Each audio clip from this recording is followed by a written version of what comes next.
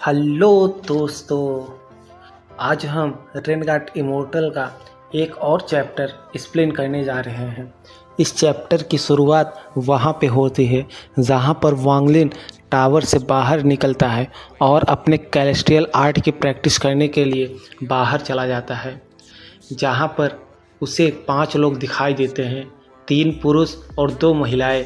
सभी अच्छे कपड़े पहने और सुंदर शक्तिशाली दिख रहे थे। लाल ड्रेस वाली लड़की बोली, सीनियर अप्रेंटिस ब्रदर, मुझे लगता है मैंने अभी किसी को इस जगह पर आते देखा।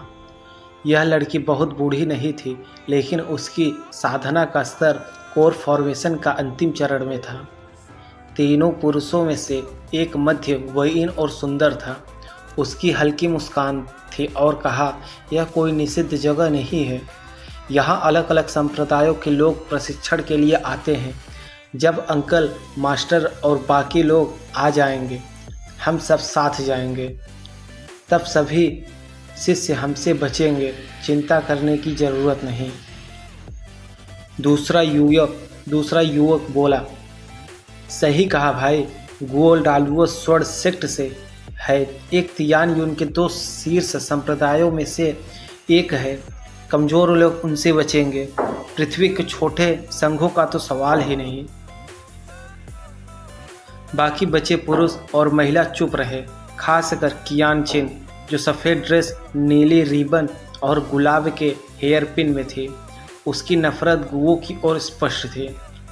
कियान चिन जेड जैसी त्वचा और रेशमी बालों वाली बेहद खूबसूरत महिला थी। अगर उसके चेहरे पर क्रोध नहीं होता तो वह और भी सुंदर लगती। गुओ हल्की मुस्कान के साथ बोला, लेडी कियान चिन, चिंता मत करो। मैं वादा करता हूँ कि आपके लिए एक ब्रिलियंट गोल्डन फ्रूट बचा रहेगा, जिसे आप अपने संग में ले जा सकते हैं। लेकिन कियान चिंग का चेहरा हत्या की भावना से भर गया। उसने ठंडी आवाज़ में कहा, इतने प्रसिद्ध डालुओ स्वर्ण सेक्ट के होने के बावजूद मुझे यकीन नहीं कि आप ऐसे घटिया तरीके अपनाएंगे। मुझे सच में अपनी नज़रों पर शक हुआ जब मैंने आप पर भरोसा किया। गुओ ने सिर हिलाया और कहा, किस्मत वाले ही इन स्वर्गीय खजानों को पा सकते हैं। ब्रिलियंट गोल्डन फ्रूट मेरे अंकल मास्टर के लिए बहुत उपयोगी है। आपने मुझसे मदद मांगी थी, इसलिए मुझे इसे संघ को रिपोर्ट करना ही होगा। इसी बीच वांगलिन बिजली की तरह पहाड़ी इलाके में तेजी से आगे बढ़ा। उसकी आंखों में ठंडापन और गंभीरता थी। उसने सोचा, डालुओ स्वर्ण सेक्ट दिलचस्प है। यह वरिष्ठ झोई का पता लगाने का अच्छा मौका है। लेकिन एक ब्रिलियंट गोल्डन फ्रूट क्या है और वह कहाँ है? संक्षेप में समझे तो कहानी में वांगलिन, गुओ और कियान चिन के बीच पहला तनाव दिखाई दिया। कियान चिन गुस्से में है क्योंकि गुओ ने छल किया। वांगलिन इस मौके का फायदा उठाकर जानकारी पाने की योजना बना रहा है। इसके करीब 3 घंटे बाद आसमान से अचानक 3 तेज रोशनियां धरती की ओर उतरी। हर रोशनी के साथ कान फाड़ देने वाले धमाके गूंजे, जैसे हजारों सैनिकों की भारी भरकम सेना उतर रही हो। जमीन कांप उठी। ये तीनों रोशनियां आकर सीधे उस विशाल पत्थर के ऊपर उतरी। तेज हवाओं ने आसपास खड़े सभी साधकों को कई कदम पीछे ढकेल दिया। सिर्फ एक इंसान अपनी जगह पर अड़िग खड़ा रहा। वह था गुओ सिंगई। धीरे धीरे धूल बैठी और उन रोशनियों से 3 आकृतियां नजर आईं। तीनों बुजुर्ग थे, सफ़ेद बाल, काले वस्त्र और पीठ पर बंधी तलवारें। तलवारों से निकल रही धार इतनी भयंकर थी कि लगता था जैसे उनकी नोक से पूरा आसमान चीर जाएगा। इनमें से एक की ताकत आत्मनिर्वाण मतलब सोल फॉर्मेशन के अंतिम स्तर पर थी, जबकि बाकी दोनों आत्मा रूपांतरण मतलब सोल ट्रांसफॉर्मेशन की शुरुआत कर चुके थे। गुओ तुरंत झुक गया। छठी पीढ़ी का शिष्य गुओ सिंगई गुरु चाचा को प्रणाम करता है। बुजुर्ग ने मुस्कुराकर सिर हिलाया। अच्छा है, अब जाकर आपने तलवार मंडप के गुरुओं को प्रणाम करो। गुओ घुटनों के बल बैठ गया, शिष्य प्रणाम करता है। तभी एक बुजुर्ग ने पूछा, गुओ, क्या वो चमकदार स्वर्ण फल तुमने पाया था? गुओ ने तुरंत कहा, नहीं, यह तो मेरी मित्र कियान छिन के संप्रदाय ने खोजा था, लेकिन वहाँ भयंकर दानव पशु पहरा दे रहे थे, वे अकेले नहीं जा पा सके, तभी मैंने मदद की। बुजुर्ग ने नज़र घुमाई और सीधे कियान छिन की ओर देखा। लड़की, कितने फल वहाँ थे? कियान छिन ने धीमी आवाज़ में कहा, लगभग 100 फल। 100? बुजुर्ग की आंखें चमक उठी। इतने फलों की रक्षा करने वाले दानव बेहद ही ताकतवर होंगे। पास खड़े सफ़ेद वस्त्रों वाले युवक ने गुस्से में कहा, हमारे संप्रदाय ने इस फलों को पाने के लिए पहले ही कितने बुजुर्गों को खो दिया, और तुम्हारा दालुओ संप्रदाय। चुप रहो, कियान छिन ने तुरंत उसे रोक दिया। गो ने हिम्मत की, गुरुजनों, कियान छिन मेरी मित्र है, अगर हम ये फल पा सके तो क्या उसे एक फल मिल सकता है? लंबा बुजुर्ग ठहाका मारकर हंसा, ठीक है, अगर फल मिल जाए तो उसे दे देंगे, अब रास्ता दिखाओ। कियान छिन का चेहरा सख्त हो गया। वह जानते थे दालुओ तलवार संप्रदाय से विरोध करना मौत को बुलाना है। गुस्से से गुओ की ओर देखते हुए वह मजबूरन जंगल की ओर बढ़ गई। लेकिन इसी बीच दूसरी ओर पहाड़ों में वांगलिन अकेला उड़ रहा था। वह अपनी नई कला का अभ्यास कर रहा था, कैलेस्ट्रियल स्लॉटर आर्ट के। उसकी उंगलियों पर हल्की हल्की धूसर ऊर्जा जमा हो रही थी, जीवन शक्ति की ऊर्जा। अचानक काले धुंध से ढका एक छोटा दानव पशु उसकी ओर झपटा। वांगलिन रुका नहीं, बस एक इशारा किया और पूरा दानव चकनाचूर हो गया। उसकी टूटी आत्मा से हल्की सी धूसर गैस वांगलिन की उंगली पर चिपक गई। यह मुस्कुराया, तो यही है जीवन शक्ति। धीरे धीरे वांगलिन ने और भी दानव पशु मारे। धीरे धीरे वांगलिन ने और भी दानव पशुओं को मारा। हर बार उसकी उंगली पर जीवन शक्ति इकट्ठी होती जाती रहती, और तभी आकाश को चीरते हुए बिजली जैसी गति से एक विशाल मच्छर उतरा। उसने तुरंत एक भयंकर सांड जैसे दानव को पकड़ लिया और उसकी आत्मा, शरीर, खून सब चूसकर सिर्फ हड्डियां छोड़ दी। फिर मच्छर दानव के चारों ओर सफ़ेद रोशनी फूटी। उसका शरीर और भी ताकतवर हो गया। खुश होकर वह वांगलिन के चारों ओर उड़ने लगा। वांगलिन ने गहरी सांस ली। यह मच्छर अब अगले चरण में पहुंच गया है। और फिर उसकी आंखों के सामने एक दृश्य उभरा। किसी विशाल ग्रह पर अनगिनत मच्छर दानव आसपास को ढक रहे थे। उनकी आंखों में भूत जैसी ज्वालाएं जल रही थी, और उनकी गूंजती चीखें मानो पूरी सृष्टि को निगलना चाहती हों। दालुओ तलवार संप्रदाय का दल तेजी से बढ़ रहा था। मार्गदर्शन कर रही थी कियान छिन। आगे बढ़ते हुए हर मोड़ पर दानव प्रकट होते, लेकिन आत्मा रूपांतरण के दोनों बुजुर्ग केवल हाथ उठाते, मुहर बनाते, और पल भर में वे दानव राख बन जाते। ये दृश्य देखकर कियान छिन के भीतर कड़वाहट उतर आई। जिन दानवों से उनका संप्रदाय महीनों तक संघर्ष करता रहा, वे यहाँ पलक झपकते मिटा दिए जा रहे हों। उसने सोचा, शायद यही भाग्य है। अगर मुझे बस एक फल भी मिल जाए, वही बहुत होगा। गो सिंगई लगातार उसके करीब आने की कोशिश करता, मीठी बातें करता, पर कियान छिन का चेहरा ठंडा और मौन रहा। उसकी असहायता साफ झलक रही थी। और इसी बीच गुओ का चाचा उसकी देह पर भयानक निगाहें गड़ाए हुए था। उसकी आंखों में हवस थी, परछाई साफ चमक रही थी।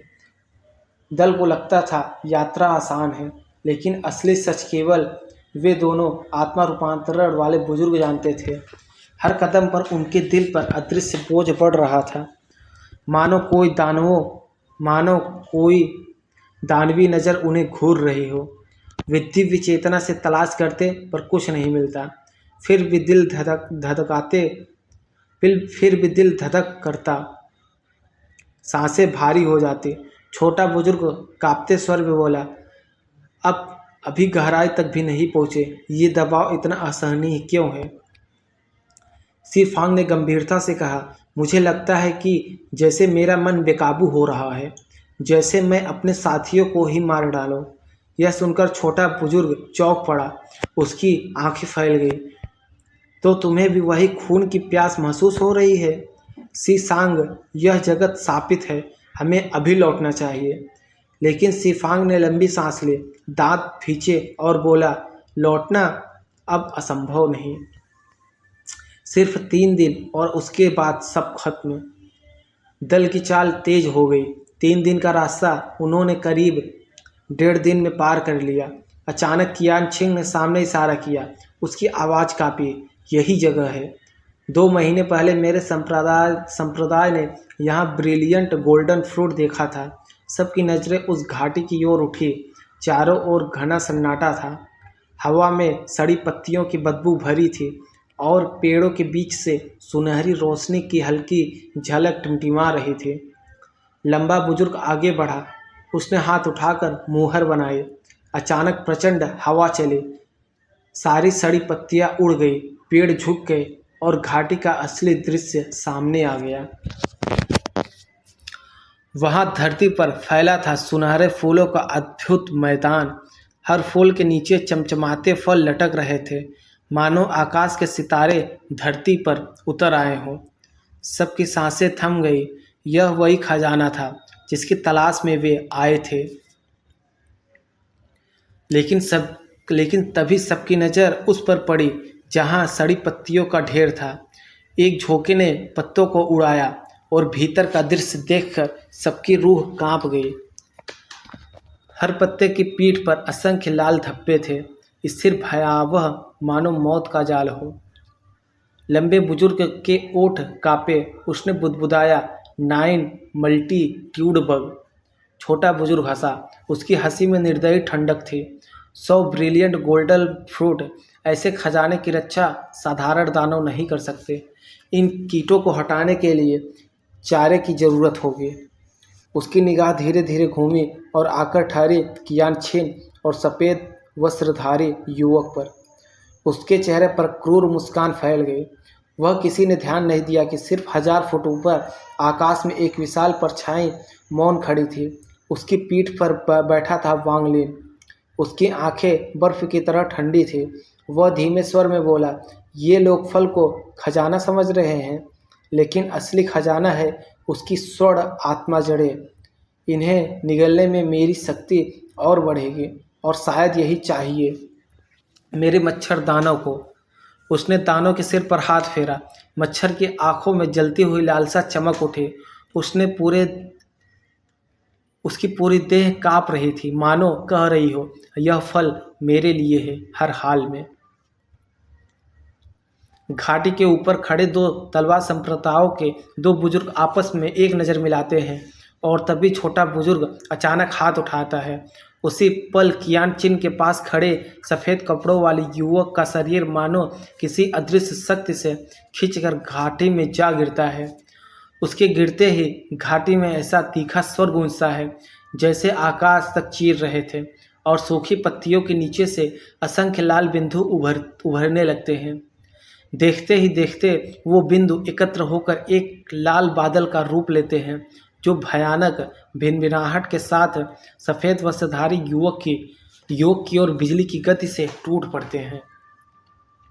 पलक झपकते ही वह लाल बादल युवक को घेर लेता है और लाखों लाल बिंदु उसके कपड़े फाड़कर उसके शरीर में घुस जाते हैं। 3 ही सांसों में उसका सफ़ेद वस्त्र रक्त से लाल हो जाता है और उसकी चीखें घाटी में गूंजने लगती हैं। वह दर्द से पागल होकर खुद को नोचता है। उसकी चमड़ी डाकुओं की तरह चीरे जाने लगती है। उसकी चमड़ी चाकुओं की तरह चीरे जाने लगती है और उसकी आंखों में केवल निराशा और घृणा बची रह जाती है। कियान चिन कांपती है और आंखों से आंसू बहते हैं। लेकिन उसका स्वर टूट कर भी गूंजता है, सीनियर ब्रदर्स। मगर तभी उसकी सांसें थम जाती हैं, उसकी आंखें बुझ जाती हैं और उसका शरीर निढाल होकर गिर पड़ता है। घाटी में सन्नाटा छा जाता है और सभी के चेहरे पीले पड़ जाते हैं। इसी बीच दालुओ संप्रदाय के बुजुर्ग सी फांग मुस्कुराकर कहता है, अब हमें मारने की जरूरत नहीं। ये एक व्यक्ति ही ज़्यादातर 9 असंख्य कीटों को अपने भीतर खींच चुका है। इसके बाद वे अपनी लाल जेट निकालकर उस पर मोहर तोड़ने का मंत्र पढ़ते हैं। जेट से लाल रेशमी धागे निकलकर युवक को चारों ओर से जकड़ लेते हैं और एक शक्तिशाली मोहर का निर्माण कर देते हैं। छोटा बुजुर्ग घाटी में उतरकर शेष बचे कीटों को तलवार ऊर्जा से समाप्त करता है और फिर सभी लोग घाटी में उतर जाते हैं। स्वर्णिम फूलों को बीच दमकते ब्रिलियंट गोल्डन फल और उनकी आंखों में चमकने लगते हैं। छोटा बुजुर्ग आदेश देता है, लू सोंगई, इन फलों को तोड़ो। तभी एक हल्की सी हवा घाटी में प्रवेश करती है। पहले तो यह सामान्य लगती है, पर पत्तों को हिलने वाली, मगर अगले ही क्षण बुजुर्गों के चेहरे बदल जाते हैं। सी फांग और छोटा बुजुर्ग तुरंत सतर्क हो जाते हैं।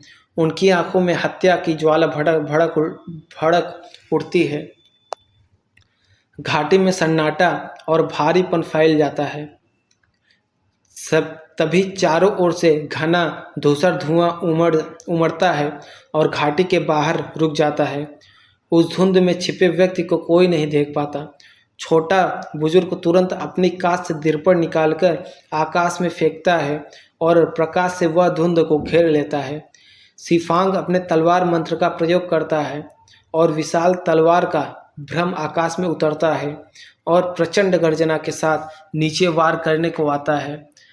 लेकिन सभी धूसर धुंध गरज की तरह उफन पड़ती है, जैसे जैसे 10,000 घोड़े दौड़ पड़े हो, जैसे समुद्र की लहरें आकाश तक